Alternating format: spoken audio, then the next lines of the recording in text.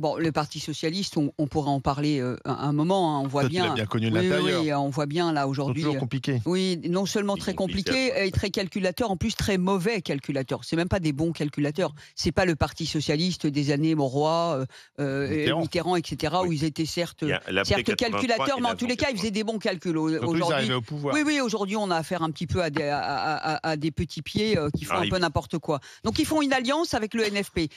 Olivier Faure fait une alliance avec la France Insoumise dans son propre intérêt pour ça. Circonscription, il est suivi par Glucksmann qui n'a pas le choix et Tondelier qui rapplique parce que effectivement, sur ce coup-là, Mélenchon a raison. Il ne pesait rien tout seul.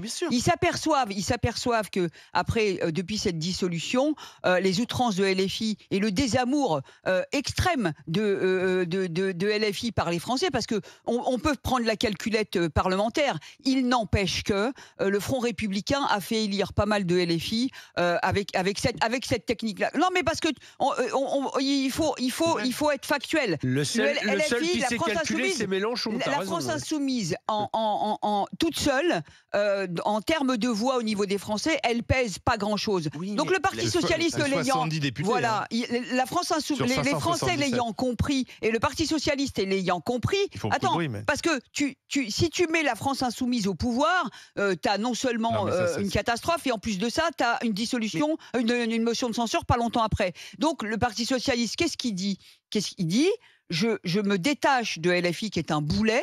Je reviens à la social-démocratie et j'essaye de prendre avec moi les écologistes et les communistes. On fait un bloc, on s'allie avec le centre qui finalement n'est pas non plus un repoussoir, hein, c'est pas non plus, c'est pas des nazis. Surtout que Gabriel Attal vient du Parti socialiste. Voilà, exactement. Et puis la moitié des macronistes. La moitié des macronistes. La moitié des macronistes. Non, le Parti socialiste c'est pas la droite, le bloc central. Non, c'est que la dérive à droite. Le bloc central, la moitié vient du PS. Oui, exactement. Rappelle-moi le ministre de qui. Et là, le calcul est plutôt bon. Le calcul est plutôt bon parce que là, du coup, on pourra avoir ça peut tenir un peu plus. Ça peut tenir un peu plus. Et LFI serait totalement marginalisé.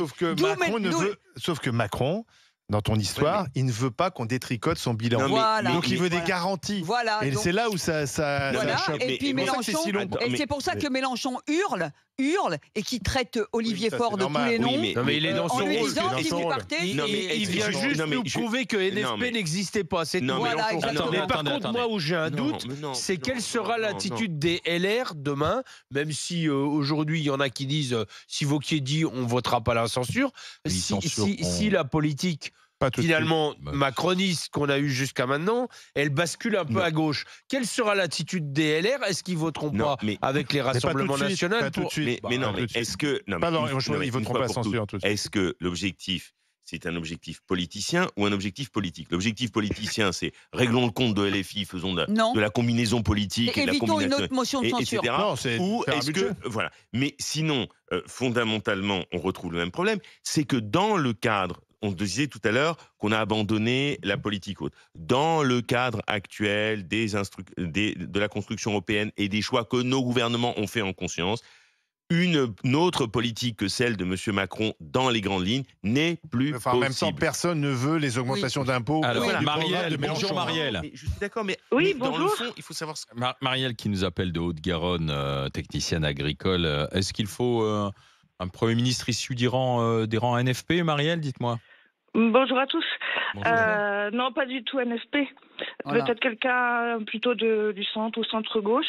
Moi, je pensais à M. Migaud, le ministre de la Justice, parce qu'il vient de la gauche. Il est plutôt neutre. Il connaît bien les sujets, je pense. Oui. Donc, il ne faudrait pas trop perdre de temps. Il faudrait peut-être voir avec le ministre du Budget qu'est-ce que proposent les socialistes, le centre et la droite. Oui, mais le problème, pardon, je vous coupe, le problème, c'est pas qui, c'est combien, qui vous amenez, quelles sont les troupes derrière vous. Or, Migaud, il est tout seul. Je veux dire, Migaud, il entraîne aucun député socialiste. Lui, il pourrait jouer l'arbitre, parce qu'en plus, il était à la Cour des comptes, donc c'est quelqu'un qui connaît les sujets. Parce que le problème, c'est le budget. On laisse faire les préfets, Marielle. Oui. Non, mais le problème à régler, c'est le budget surtout. Oui, mais le budget, le problème, c'est que Migaud sera censuré s'il n'y a personne derrière lui. En fait, il faut une majorité de non-censure. Si on propose aux socialistes... Mais ils vont pas aller avec Migaud, les socialistes, je vous l'assure. En fait, il faut qu'ils comprennent, les députés, c'est que c'est un projet pour 1 an. Là, ils sont pas d'accord sur le budget de 2025, mais ça les engage pas pour l'avenir. Donc, ils peuvent très bien faire un pas les uns vers les autres. Et se mettre d'accord, moi je pense, avec le ministre des budgets, qui connaît bien les budgets. Monsieur Saint-Martin. Voilà, monsieur Saint-Martin, et que chacun fasse des propositions et qu'il puisse trouver des compromis. Par exemple, pour les fonctionnaires, au lieu de 90% en cas de maladie, 95%. Enfin, il y a des choses possibles. Oui, mais alors qui pour incarner l'intérieur? Parce que les Français, ils veulent pas mal de fermeté et notamment la lutte contre l'immigration. Alors, je pense que Retailleau, il reste pas avec un Premier ministre socialiste. Non, mais ça sera le budget. Soit ils mettent plus, soit ils mettent moins pour l'immigration. C'est à eux de se mettre d'accord. C'est pas moi qui vais le décider. Non, mais il y a des lignes qui peuvent bouger. Vous voyez, dans ce qui était prévu, ils peuvent très bien. D'accord. Vous croyez? Moi, je pense qu'il faut partir il y a deux conditions. Les gens de bonne volonté. Macron a deux conditions. Macron regarde deux choses. Le président de la République regarde deux choses: ne pas détricoter son projet et éviter la motion de censure. Donc c'est une équation certes politicienne, mais quand même extrêmement importante. Et compliquée. Mais oui, parce que si impossible. Mais oui, parce que si comme dit Frédéric, on regarde la calculette et on dit c'est un régime où il faut, comme dit De Villepin, Monsieur Qatar d'ailleurs, il faut mettre le NFP. Oui, c'est Monsieur Qatar. C'est pas la question. Oui, on sait d'où il parle. Donc c'est important de savoir d'où tu parles. Il dit ça parce que. Non, c'est d'où il parle. C'est-à-dire que lui, il a aucune crédibilité. C'est drôle, c'est que Villepin, c'est devenu le chouchou de la gauche. Oui, c'est ça, c'est incroyable. Quand on pense qu'il a mis plein de jeunes dans la rue avec le CPE. Oui, parce qu'il a des intérêts. Non, mais c'est le problème des intérêts personnels. C'est formidable, la politique, c'est De Villepin est devenu maintenant le chouchou de la gauche. Tous les jeunes découvrent d'ailleurs qu'ils n'ont pas connu forcément De Villepin lorsqu'il était Premier ministre en 2005. Donc tout d'un coup, ils disent c'est qui ce type, il est formidable. Ils ont oublié que De Villepin, c'est le type qui avait mis toute la jeunesse de gauche dans la rue avec le CPE. Mais parce que tout le monde sait qu'il parle avec des intérêts personnels. Donc ça veut dire que sa parole, elle est totalement biaisée.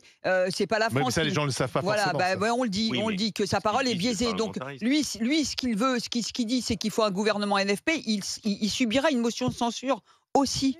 Mais c'est pour ça que la seule solution dans l'aventure, c'est que quelqu'un qui se trouve à l'Élysée ait la conscience de s'en aller. On va regarder. Merci à Marielle. Quelle que soit la solution, il y aura une nouvelle motion de censure. Merci Marielle d'avoir. Il n'y a pas de place pour lui. Merci à Marielle d'avoir été avec nous. Le président doit-il nommer un Premier ministre du NFP? Non, 76%. Mais oui. Voilà, c'est clair. Mais on va passer par les Yvelines. Les filles insidieusement. S'il vous plaît, ils en ont pas. On va passer par les Yvelines, retrouver Vincent. Bonjour Vincent. Bonjour. Bonjour mon cher Vincent, c'est vous qui vous êtes inscrit pour le jeu de Noël et c'est vous qui avez été tiré au sort, mon cher Vincent. Oui, c'est mon jour de chance. C'est votre... maintenant, on va voir ce que vous avez gagné, mon cher Vincent. Donc, on va apporter le sapin de Noël. C'est 2 mètres de haut. La mère Noël. Alors, attendez, parce que là, c'est très impressionnant. Le sapin arrive.